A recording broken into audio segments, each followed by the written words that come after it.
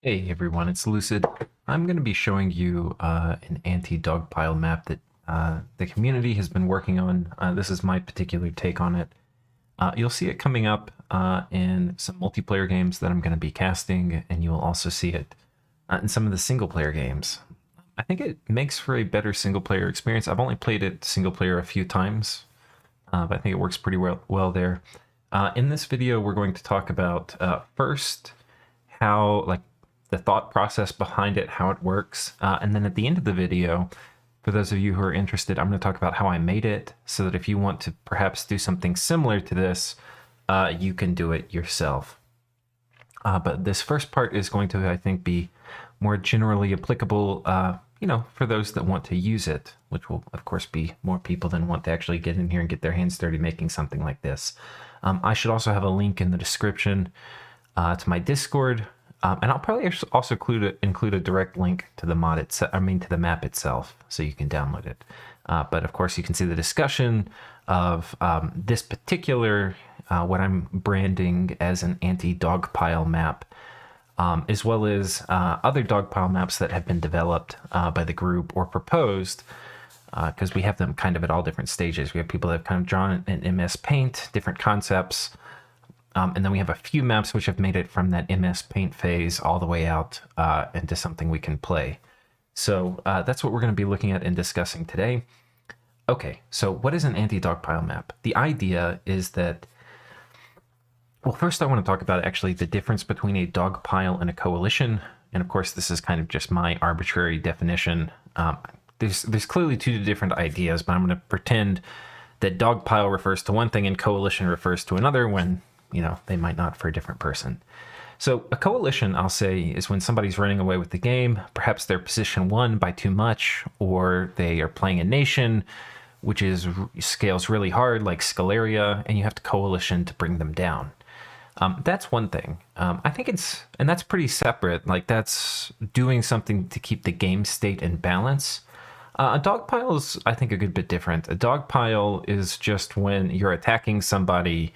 Lots of people are attacking them because, they're scared that they can't win, a war by themselves, or it seems low risk or whatever. And so you have 3 or 4 people attacking one person.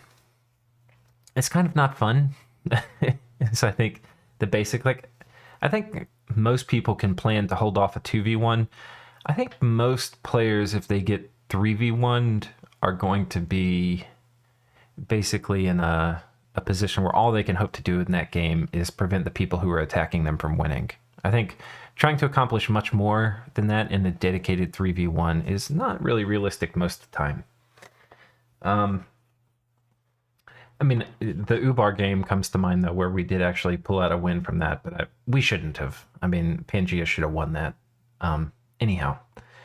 Okay, so there have been a lot of different proposals for types of maps that could limit this. In some ways, the simplest type of map you could think of would be a bracket type map, where you're basically forced through the geography of the map into a 1v1 against some neighbor. And then once your dispute is resolved, there's an exit point where you can go off and fight people who were, once they're done fighting their 1v1 next to you. And so it's kind of like a series of 1v1s that's ultimately going to result in somebody winning the game. There's a bunch of problems with that. Like, it's random who you get assigned your 1v1 with, and you could just get like a really bad matchup, and there's really nothing you can do to get out of that. And there's also no diplomacy involved. And it's kind of going from like a game where diplomacy is an enormous portion of it, and that, it can be a frustrating portion too, as we were talking about with the dogpiling, to a game where it's, not involved at all, right? If it's a bracket style map, you just fight whoever's next to you and that's it. And a lot of the result of that game would have to do with the particular matchups. Like, if somebody was fighting somebody who was really new against the game in their 1v1 and they just steamrolled them, they could just be in a position to run away with the game and nobody stopped them. And that would be kind of sad, I think. Like, there wouldn't be... there's there's not much the other players could really do to stop it, but yet you still have to play like 40 turns out for everything to play out. So that's kind of not cool. And you don't have any choice in your war targets, really, for your first war. And maybe, depending on the map layout, you might not even have a lot of choice for your second war, if it's like a bracket and it continues. So the thought process here is, can we have something that prevents you from getting attacked by a lot of people? And ideally, your first war is a 1v1, but you still have some flexibility, possibly in picking a war target. You know, you potentially might not have to go to war if you don't want to. You know, like as an early first war timing. And basically you get to do some diplomacy. And then furthermore, as the game progresses past the first war, we want it to be able... One of the important functions of diplomacy and coalitions is they keep the game in a state where it's somewhat balanced. And what I mean by that is that the outcome can still swing, right? We don't want to get the game into a state where like the next 30, it's going to take 30 turns, but somebody's definitely going to win. So after the first wars happen, there's enough flexibility on the map that you actually could coalition somebody if perhaps they're running away with the game. And I think that could make for some pretty interesting game situations. You know, like maybe there's a pop kill nation you have to put down that won their first war. People have to coordinate and work together on that. Or maybe somebody's taking control of an entire like column, and we'll talk about what that is here. But you then have to work together to stop that. So anyway, let's talk about the actual map design. So at its core, we have a bunch of 3x3 regions, right? And here's the capital. That are basically going to be walled off and dedicated to a player.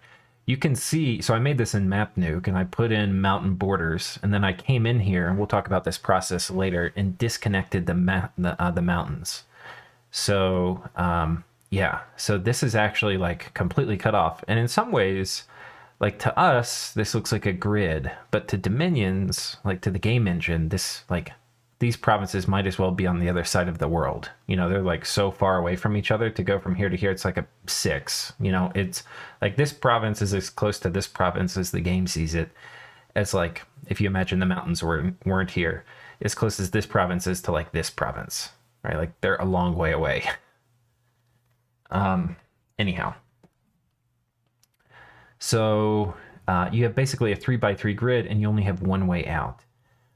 One of the interesting kind of things to think about when doing this was like, how are we going to control the exit point? So you have a 3x3 going out, and how are we going to handle all the terrain movement types? And basically they are all going to have a similar formula. So one of the exit points is going to be a mountain pass leaving. What this means is that if both sides of the mountain are heat, you can pass. So, you know, the snows in the mountain have melted, you can pass through it. So if you're a heat nation, you should be able to like pass the mountain pass if your dominion has spread to both sides of it. Conversely, at the bottom, or one of the 3 provinces that you can exit is going to be a river crossing. And not a river with a bridge, a river. So you can only pass this if you're amphibious. Oh, by the way, you can also pass this if you have mountain survival. Or flying. You can only pass this if you're amphibious or flying, or you have the swimming or river crossing trait. And this particular one, this one also goes down here, which is a bit odd. There's a few kind of like weird little quirky things, but I think they're all within like the normal balance of the game for how the map came out. Like I could have put a mountain up here to block this movement, but it's fine. And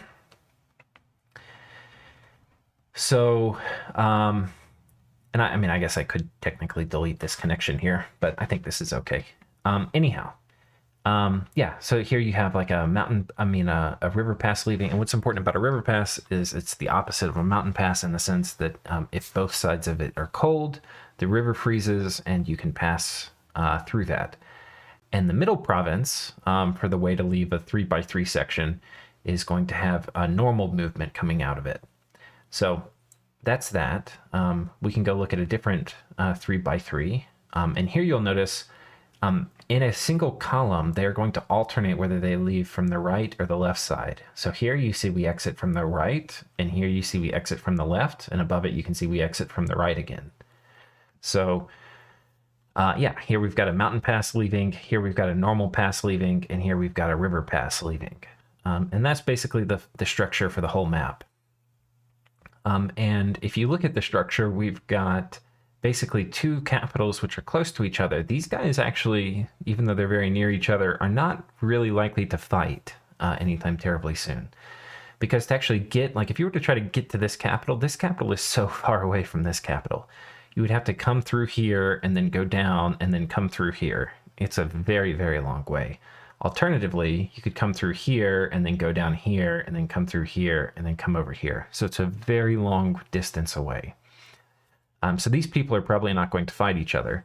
Additionally, because there's no connection here, you also cannot magic phase movement over these mountains. I mean, you could if you had a magic ritual long enough, but the pathing would have to go all the way around and it would have to reach back to some point over here. So separating these clusters of two capitals in the column, you have a narrow corridor, right? It's only 2 wide. And what this is going to do is it's going to allow people in one column, and again, we'll talk later about what a column is. It's going to allow them to go and get over to another column. And an important feature about this is all of the connections between provinces in this corridor are roads, not to facilitate faster movement.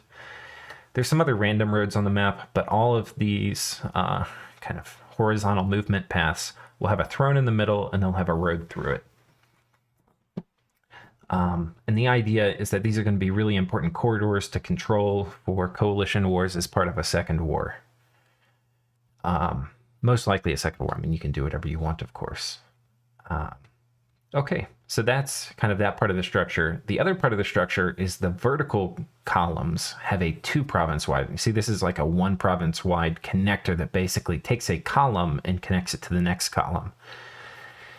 And really what the column is like when I'm talking about a column on this map, I'm talking really about this 2 wide province corridor in the middle, because this will actually be the contested region, the majority of the contested region of the map. The 3x3 that you start in is basically going to be more or less guaranteed to you. I mean, not technically, but I mean, if somebody takes part of your 3x3, they're going to be declaring war on you. The corridor is going to be mostly contested, and let's pretend we started here, right? We have 3 sides blocked off. We have an exit to the right. We come out here in the corridor. Who would we be able to wage war against? We can't wage war against our southern neighbor, right? We can't wage war against our northern neighbor very easily. We have to go through a throne and then this long curvy war up here. And we can't wage war against our neighbor to this side. And of course, we also certainly can't wage war against the person to this side. So really all of our cardinal direction neighbors we can't wage war against, which is a little strange, right? This guy we'd have to come through here and then go around here and then come over in here and fight. Really your 2 war targets are your diagonals in your column, right? So this guy, we could come over here and attack this person for our first war, or we could come down and attack this person for our first war. So you basically have 2 potential war targets for your first war, which means you could also, potentially be 2v1'd. But what's significant about that is if you imagine we were to get 2v1'd in this war, this person's attacking us through here and this person's attacking us through here, it's still going to be pretty hard for them to coordinate on killing you as part of a 2v1. Really, like maybe this person comes and takes a bit of your stuff, but they're probably not easily going to be able to split killing off your core land. They're probably one person's going to do it. So that, to kill somebody, you probably are going to have some kind of like honorable 1v1. There's going to be another factor that on this particular map, in this particular design, I think will lend itself towards there often being 1v1s for the first war rather than 2v1s. And the 1v1s will probably kind of evolve into a 2v2. And we'll talk about that. Whether this happens or not, we'll see in the first few games. But everybody finds out their neighbors. There's only 4 nations in a column, right? So in this particular column, the people who have access to this corridor are going to be this nation, and this nation, and this nation, and this nation. And then we start repeating again. So it's these 4. Um, for reasons we mentioned, people like this, even though they might look like they're in the column, are really not. They're part of this column. Um, so what's going to happen is, imagine that two of the people, like let's say this person and this person, decide to go on this person, right? So they go on him. No, they attack him. That's going to leave this guy as a free agent. So this guy is going to have to fight one of these two players, right? Those are his neighbors, right? His neighbors, the only two people this guy could fight are this guy and this guy. And right now they're eating this dude. If he lets them eat this dude, it's going to be a more difficult war for him to start once both of these guys are bigger. So I think a lot of times it will make logical sense for the fourth wheel to participate in this war and pick a side. He's basically going to have to pick the side of the guy getting 2v1'd, right? And if he's successful, then... Or the nice thing is he gets to pick which of these two players to go on, right? So anyway, I think it'll be interesting to see how that falls out. But I imagine you would probably see a 2v2 emerging, right? And so that it could either be a 1v1, like two 1v1s, or a 2v2. The difference would be that, like potentially I'm fighting this guy, like these two people are fighting, and these two people are fighting, but they're not fighting anybody else. And I think I think it could go in either way. I think it could go totally in either way, but they are different setups. So, two 1v1s and a 2v2 are different, but I think those are both the most likely outcomes. There's other ways you could try to play it too. Like you could basically try to have a build that's so strong that you try to conquer very quickly both of your neighbors, right? Like there are certainly types of builds that could try to make that move. If you try to do that, this guy is probably also going to try to kill you, right? Or vulture a ton of your stuff and then prepare to fight you. The thrones, by the way, there's 12 thrones. This is a 12-player map. But the thrones, there's 2 that are in the corridor, and then there's also going to be 2 that are in the column.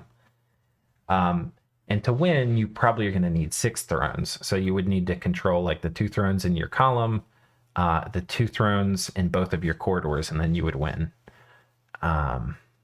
But if you have all of the land and all of the capitals in your column, you're going to be in a pretty solid position. It's going to be very difficult for you to lose the game at that point. And it would probably take a concerted coalition from all the other players to stop you. So... The other notes is that for these coalition wars, they're going to be hard to execute because you have to go through a series of choke points, right? So if you're going to march stuff through here, imagine the late game, you could be getting nuked by flames from the sky or what have you. And that'll open up, I think, important other strategies like trying to magic phase move, establish a lab in a fort or something like that, that you can have as a base, like as a waypoint for armies to move through. Without maybe having to go through these choke point corridors. So in that way, while there are mechanisms to coalition somebody running away with the game, it's not terribly easy. And hopefully at this point it's becoming sort of clear to you, if you're fighting in single player against the AI on a hard difficulty setting, how this would perhaps make some of the fact that the AI doesn't have very good diplomacy settings, and by that I mean no diplomacy settings other than Forever War. This could be a nice setup for that, because instead of having every province you have attacked by huge AI armies, you would have, it's a much more controllable endeavor, right? They'd only be coming through a few different provinces, etc.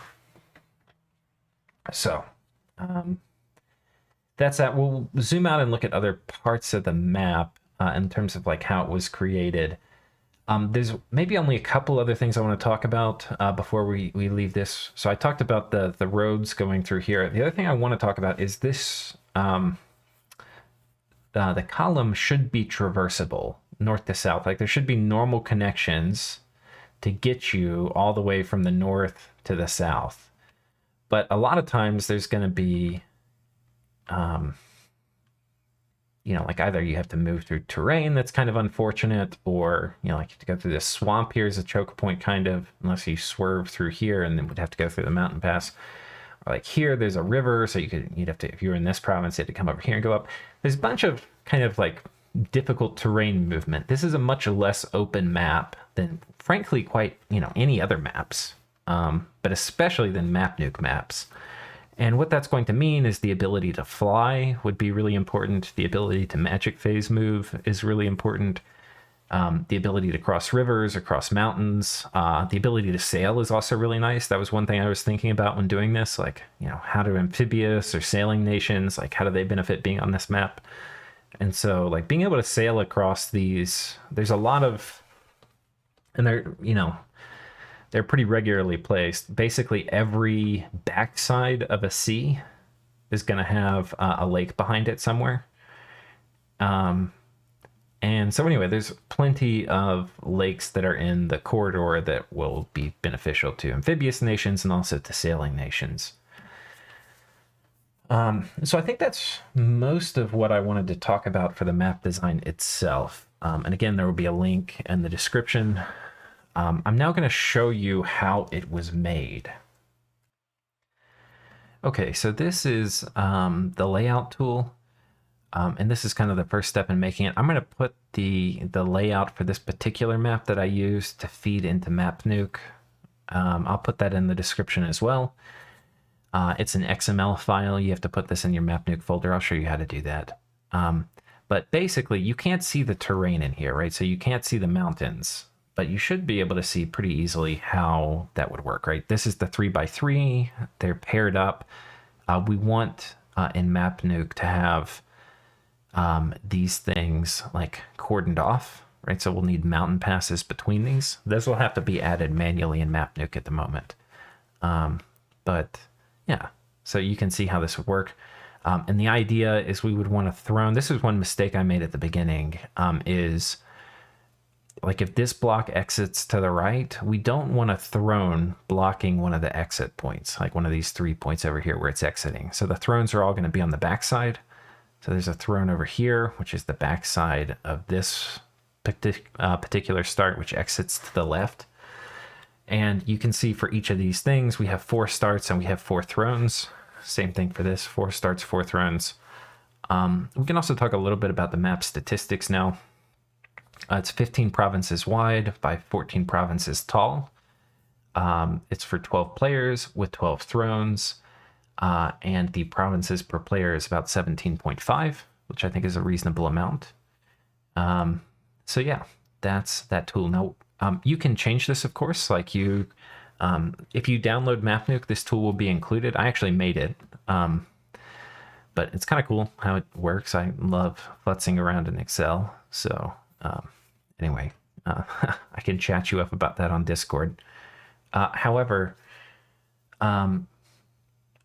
you can change the X and Y to make the map bigger and then add more starts. All you do is you type S and it will like start another start. I could even type, I could even type S out here, it would do another start, but you can see the map doesn't go out here, right? So this is kind of invalid. So yeah, you set the X and Y to make it for whatever size map you want to have, and then you start adding S's and T's for starts and thrones until you get it to the size you want. And once you have that done, then you come over here into the XML output and you need to copy and paste this into an XML file. And this is pretty easy to make. You just copy this and then you come over here to a notepad. Pasting from Excel into Notepad, like, I don't know how it works on Macs, but on Windows, Notepad doesn't like it. So what you want to do here is we want to, over top of this, we want to paste in the other information we have. I'm sorry, you want to use Notepad++. The default one that comes with Windows isn't very good. So we're going to take this throne spawn location, or no, this is the player spawn location, and we're going to paste this over here. Oh, wait, did I not do it? Copy and paste. And that's a player spawn, and then we'll take the throne spawns and we'll paste that over here. And you can see it's actually reasonably simple.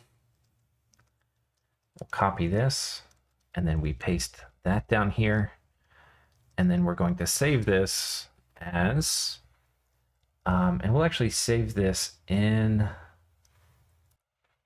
actually in the MapNuke folder. Here's the layout creator, which is the folder that that Excel file was located in. But we're going to save it in MapNuke data, and then we're going to save it in layouts. Here you can see I have it saved as Anti-Dogpile. We'll save it here as Anti-Dogpile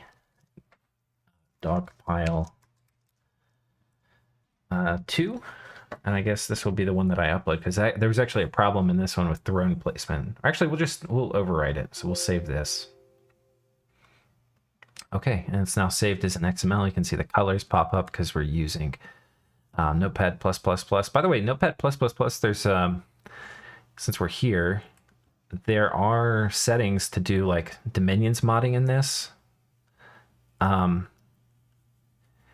So yeah, anyway, if you want to edit mods, you can load one of these coding languages up like Dominions, and it will tag all of the Dominions modding words and codes, etc.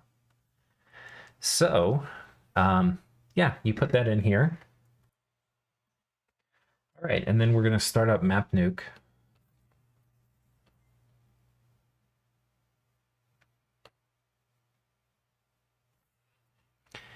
And you'll notice the layout we have available, we only have the default layout available. To see the other ones, you actually have to have the right number of players, because layouts will only show up for whatever type of map you have. So 12 players will see it, but if for whatever reason we had 13, we wouldn't. Well, there's a knife fight layout. Let's see what this one looks like. So people have all sorts of different layouts that they've made. And yeah, you can see what I showed you how easy it was to do with that Excel tool.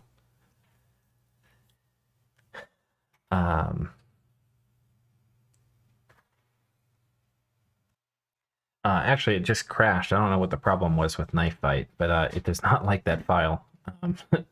Anyhow, we're going to go ahead and just do the Dogpile layout. So 12 players. And just as a reminder, there's the parchment style map, which is really cool. Once again, it's massive thanks to Isataris for making this. I guess we'll do that actually for this one. And I'm going to show you the steps to make another map like this in MapNuke. So we're going to generate the map here. And here you can see the beautiful parchment style that Isataris has made. And MapNuke Nuke enabled this by allowing people to do custom art styles. I've got another video if you're interested in this on how to actually use that tool. I did that, I think, with Nuke. So it was pretty cool how to make custom map styles. So go check that out if you're interested. It's a fair amount of work, probably, I don't know, 40, 50 hours to get a decent style loaded. But if you've done it, then the whole community can benefit from it. And Isataris put a ton of time into this, and I think it's just gorgeous. So, yeah, so let's take a look. We have a bunch of starts. What you basically need to do is you need to edit these so that you have a mountain pass for significant parts of the connections to like cordon things off. Now, of course, there's a lot of different map formats you can do. I'm not saying this C shape starting position is the only way to do a, an anti-dogpile map. I know iFlight released one on my Discord. You can go there and check the links in the anti-dogpile map section and the strategy section. Yeah, he's got links to one of his. I think in his, he uses space and rivers more to control kind of who you can match up with, and mountains more, and doesn't have impassable terrain like I have. So there's a bunch of ways to do it. I'm just going to show you how I'm approaching it for this particular map. You want to put in a mountain. A mountain pass is traversable. You can see there's a gap. You can go through this if it's heat on both sides, or if there's you have a unit with mountain survival. But a mountain pass, not a mountain pass, like a mountain connection type, you cannot traverse even if you're flying. You can, however, traverse it with magic phase. So importantly, what we want for this part is we want to have graphics correct coming out of MapNuke, and what we can do later is come into Dominions and we can delete this connection manually. And I'll show you how to do that. So here I'm going to put a mountain, and basically you just select all these and you do mountain. And this is the part that takes some time. So you right click, mountain, right click, mountain. It'd be cool if there were hotkeys for this. But I mean, even without hotkeys, I mean, this is pretty manual, but it doesn't take that long. So basically you do this until you get a surround.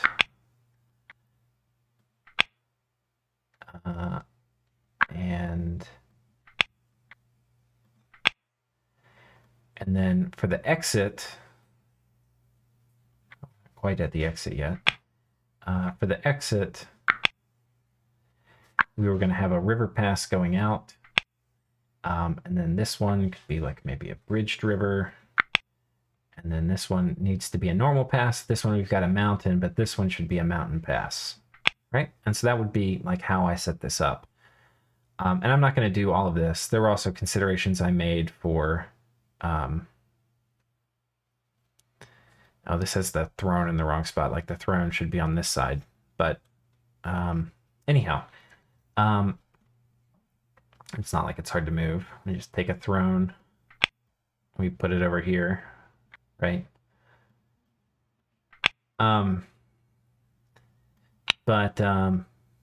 But yeah, that's basically it. And then there were special considerations that had to be made for the corridors. Like here, we wanted to have road passes, right? So we'd come in here, we'd do a road. And then we wanted to make sure there was nothing blocking off. Like here, we have a lake system that blocks this off. So we would come in here and we would say, okay, well, this can't be a sea. A forest is okay, right? Because we want this corridor north to south to not be blocked off.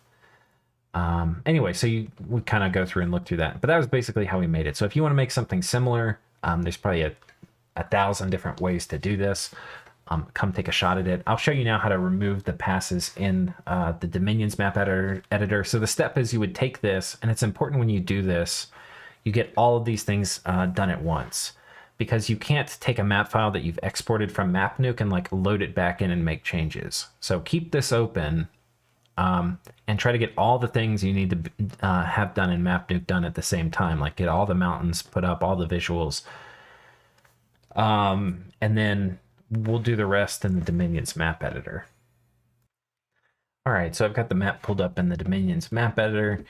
And there's a few things that you'll note whenever you have, you put these mountain tiles in MapNuke, it's going to set the tile to mountain. And then you'll have the unfortunate situation that literally everything, I've already fixed this map, but literally every province, basically in the whole map is going to be mountainous. And that's going to lower the population. It'll change the gym type distribution for the game. You don't want that. You can have some mountain provinces, but you don't want all of them. So if you do this particular method, one of the things you'll have to do, and again, you know, it's a little tedious, right, is you have to come in here and you have to uncheck mountain from all these provinces that you don't want to be a mountain province. Now in this one, we may say, okay, this one's surrounded by mountains. We'll leave it in as an exception, right? But like this one, we wouldn't want to. But when you would first load it out of MapNuke, it would have a mountain it would be a mountain type province. So we'd have to fix that. And then it's also going to have all these mountain connections. And again, these mountain connections, actually, is this a mountain? No, it would be that this is a mountain connection. Sorry, I went in. This is, if it comes out of MapNuke, this is what it's going to be. It's going to be an impassable mountain connection. And the only way to move across it is magic phase. So to fix it, you just come in here and you control click it, right? And and that's going to delete it. So that's basically the steps you would do after you've done the export in MapNuke, is you come in and you get rid of the mountains and the mountain terrain types, and you get rid of the mountain passes, or the impassable mountain type passes connections that are going to be put in the game. So anyway, that's it. The map that you'll find on my Discord also has an omniscience start. That's what this is. If you want to have an omniscience person on your map. Other important questions people say, how can you have water nations? In the map I have on my Discord, you can't, but you could easily imagine you could do water positions. So we could make a version of it. You'd have to kind of start from scratch in MapNuke, but you could use the same layout. And what I think you would do is you would probably have most all of the 3x3. Maybe you could have one province as a land province, but probably almost all the 3x3 would be a lake. This would be a pretty strong nerf to underwater nations because on one hand, it would be pretty difficult for somebody to come in and conquer them. That's kind of always the case. The main problem that it would present for underwater nations is they can't raid very much from their safe underwater position, so in that way it would represent kind of a pretty important setback for them. But I think that's probably okay. I'm not really worried about that for a map like this because people generally feel underwater is a bit overpowered as it is, and this would definitely be a major nerf to them.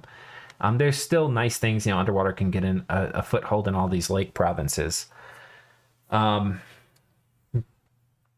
it would kind of suck to be paired up against an underwater nation. Like, I don't know what you would do. If you're a land nation over here, I guess you would have, like, if there's one underwater nation in your corridor, you would probably end up 2v1ing somebody. But then the underwater nation would attack somebody, so it would probably become like a 1v1 where somebody's in the shitty position of just defending against an underwater, but not necessarily being able to attack them. But even then, if you get an underwater pinned in where they're basically just stuck in their 3x3, I guess that's okay. It's not great because they're going to be taking whatever resources this generates just to fuck with you. But, it's something you could do. So I don't know. It might be that this type of map is just better without underwater factions, but yeah, I don't know. You certainly can make it. There's a bunch of other different ideas that people had on my Discord. Come over and check it out. Maybe add your own. All these things started out as Microsoft Paint scribblings of the best way to do it. And I think the only way we'll really know is which of these maps give games that are fun to play. So thank you for your time and attention, and I will see you later.